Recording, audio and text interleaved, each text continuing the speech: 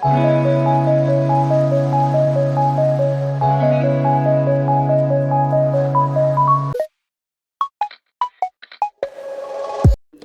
Morning সবাইকে।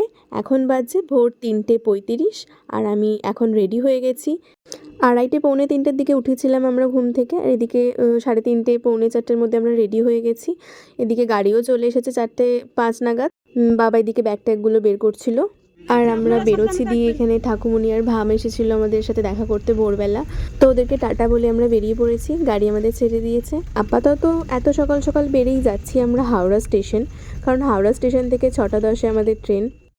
আর এদিকে এনাদেরকে দেখো, এই অন্ধকারের মধ্যে ভোরবেলা উঠে মুখে টর্চ নিয়ে ফুল তুলছে। তো এখানকার লোকের একটা ব্যাপার আছে, একটা কম্পিটিশনের ব্যাপার বলা যেতে পারে, যে যত আগে উঠতে পারবে সে তত বেশি ফুল পাবে, নয়তো অন্য কেউ নিয়ে চলে যাবে। যাই হোক, এদিকে অনেক বকবক করতে করতে ভোরের আলো ফুটে গেছে, আমরা অনেকটা রাস্তাও চলে এসেছি। ও এদিকে তো তোমাদের সাথে বকবক করতে করতে বলাই হয়নি যে আমরা কে কে যাচ্ছি। বাবা, মা, দিদা আর আমরা 4 জনে যাচ্ছিলাম। 5:10-15 মধ্যে আমরা হাওড়া স্টেশনে পৌঁছে গিয়েছিলাম। এদিকে পৌনে 6টার দিকে আমাদের ট্রেনটা দিয়ে দিয়েছিল, আর আমরা সিট টিট খুঁজে মোটামুটি যে যার জায়গায় বসে পড়েছিলাম। পুরো 6:10 কিন্তু ট্রেন ছেড়েছে, আর এই যে স্টেশন থেকে যাচ্ছি, আমি তো ভীষণ এক্সাইটেড, অনেক দিন পর আমার প্রিয় জায়গায় যাচ্ছি। আর এদিকে ট্রেনে ওঠার খানিক্ষণ পরেই দিয়ে দিয়েছিল চা, বিস্কুট। চা আমার খুব প্রিয় জিনিস, আর এই চা খেতে খেতে চললাম আমার প্রিয় জায়গায়। এতক্ষণে নিশ্চয়ই সবাই জেনেও গেছো বা বুঝতেও পারছো কোথায় যাচ্ছি। আমরা যাচ্ছি পুরী। অনেক দিন পর যাচ্ছি, অনেক বছর যাওয়া হয়নি, তো ভীষণ এক্সাইটেড আমি। এদিকে বাইরের মনোরম দৃশ্য দেখতে দেখতে আর কথা বলতে বলতে আমাদের ব্রেকফাস্টটাও দিয়ে দিয়েছে। আর ব্রেকফাস্টে ছিল হচ্ছে ফ্রেঞ্চ ফ্রাই, ডিমের একটা অমলেট, কেক, 2টো ব্রেড ছিল, বাটার ছিল, জ্যাম ছিল। আর এই গোটা রাস্তায় যেতে যেতে কখনো মুষলধারে বৃষ্টি হচ্ছে, তো কখন যেন ঝলমলে রোদ। যাই হোক, খুবই ভালো লাগছিল জার্নিটা। এদিকে আবার 1 কাপ চা দিয়ে দিয়েছে। চায় কিন্তু আমার না নেই, চা যতবার খাওয়া যাবে ততই ভালো আমার জন্য।